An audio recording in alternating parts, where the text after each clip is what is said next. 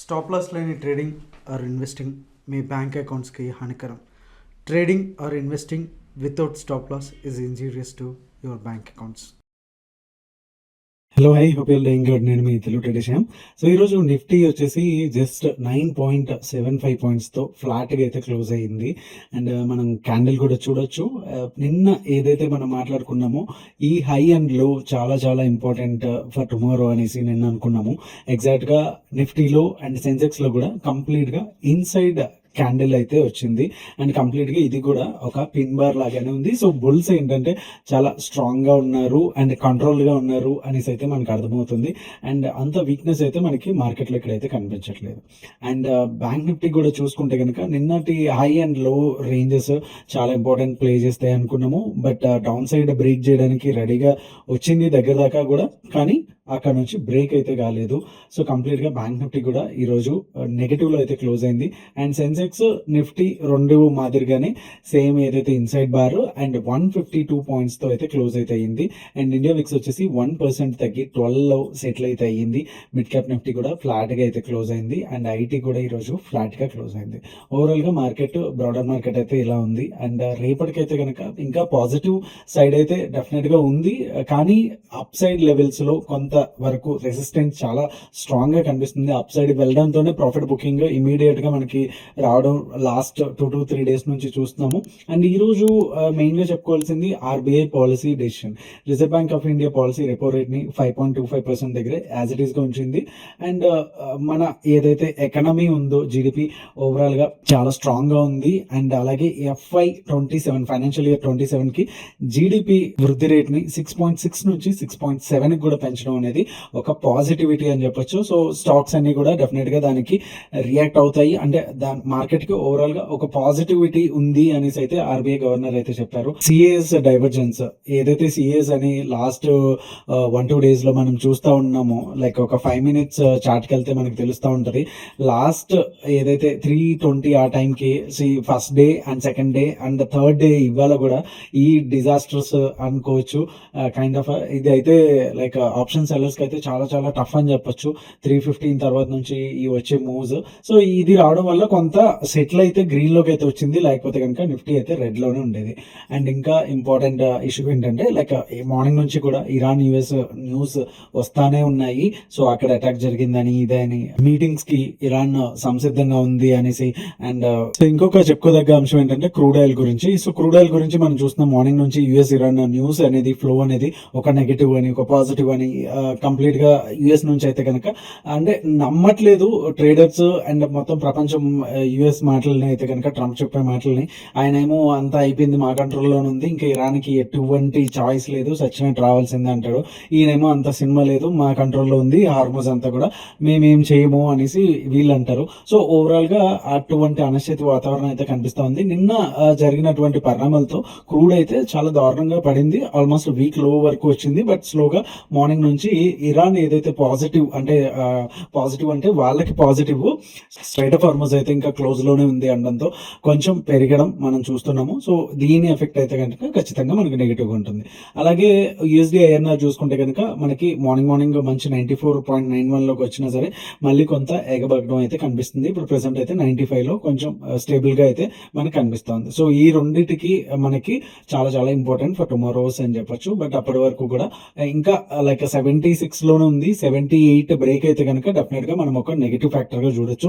78 below అయితే కనుక mile positive గానే కంటిన్యూ అయితే అవుతుంది. బట్ ఈ రోజు అయితే కనుక ఏదైతే ఆర్బీఐ కోసం వెయిట్ చేసిందో సో అది కూడా అయిపోయింది కాబట్టి, సో రేపు అందులోనే మనకి సెన్సెక్స్ ఎక్స్పైరీ ఉంది కాబట్టి రేపు బిగ్ మూవ్స్ అనేవి ఎక్స్పెక్ట్ చేయొచ్చు అంటే కనుక డెఫినెట్ గా ఎస్ అని చెప్పొచ్చు. ఎందుకంటే మనకి కింద పడిన ప్రతిసారి కూడా మంచి బయింగ్ అనేది ఎమర్జ్ అవుతుంది. వాట్ ఎవర్ ఒక సిఏఎస్ అనొచ్చు లేదా రెగ్యులర్ మార్కెట్ అయినా సరే, ఏదేమైనా సరే బయింగ్ అనేది ఉంటేనే కదా క్యాండిల్ ఫామ్ అవుతుంది. బయింగ్ అనేది ఉంటేనే కదా 24,600 లెవెల్స్కి అయితే పోతుంది.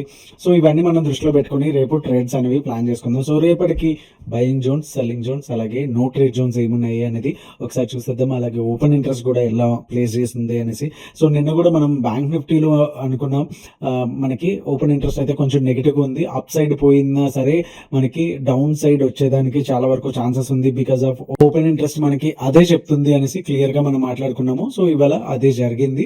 సో వీడియోలోకి వెళ్ళే ముందు లైక్ బటన్ అయితే స్మాష్ చేయడం అసలు మర్చిపోవద్దు. అండ్ ఫస్ట్ టైం కనుక మీరు విజిట్ చేస్తుంటే do subscribe our channel so that you don't miss any kind of videos from us. So as usual గా మనం నిఫ్టీ ఫ్యూచర్ లో అయితే మనం మార్క్ చేసుకుంటా ఉన్నాము. సో ఇక్కడికి వచ్చేసరికి మనకి ప్రీవియస్ గా ఏదైతే చాలా చాలా స్ట్రగుల్ అవుతా ఉంది అప్ సైడ్ ఈ లెవెల్స్ లో పర్టికులర్ గా, సో ఆల్మోస్ట్ 4 times అయితే టెస్ట్ అయితే చేసింది. నెక్స్ట్ టైం చాలా వీక్ అవుతుంది ఈ రెసిస్టెన్స్ అనేది.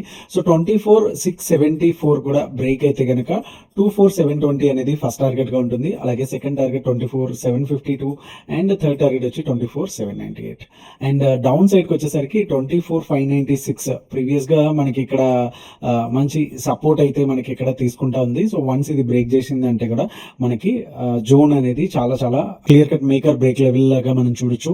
సో వన్స్ ఈ లెవెల్ బ్రేక్ అయిందంటే 24,554 and second target 25,517 and third target వచ్చి 24,479 ఫైనల్ టార్గెట్స్ గా మనకి కనిపిస్తా ఉన్నాయి.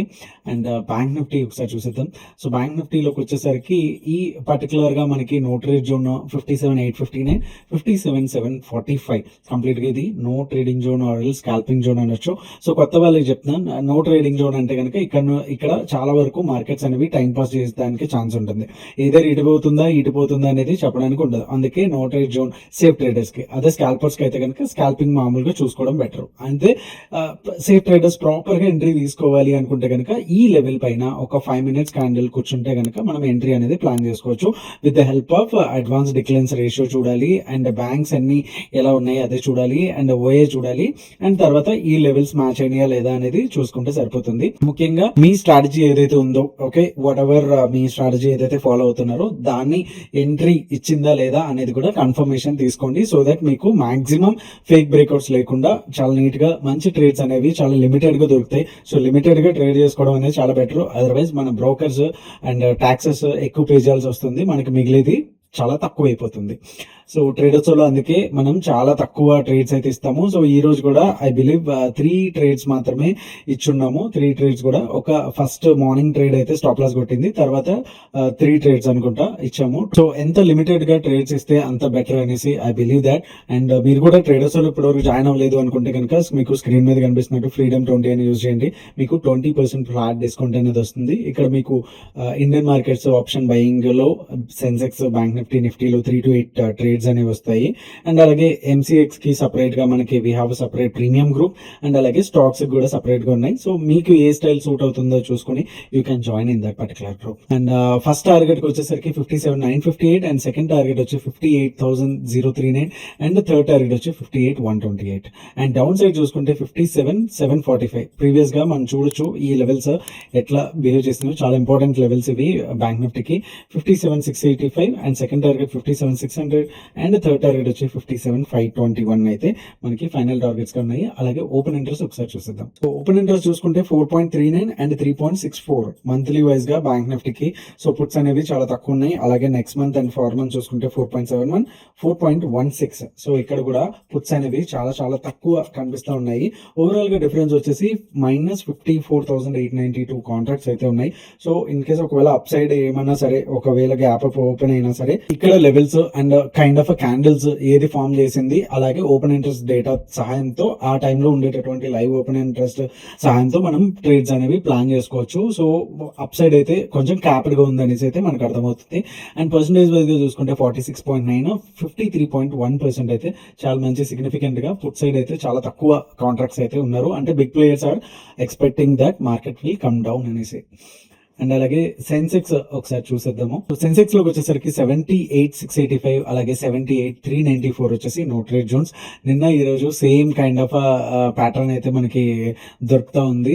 78,685 కూడా బ్రేక్ అయితే కనుక 78,849 అండ్ సెకండ్ టార్గెట్ వచ్చేసి 79,074 అండ్ థర్డ్ టార్గెట్ వచ్చి 79,399.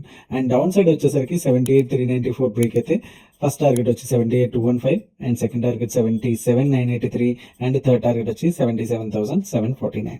So that's all for today guys. Thank you so much. Me Telugu trader Shyam. జై హింద్.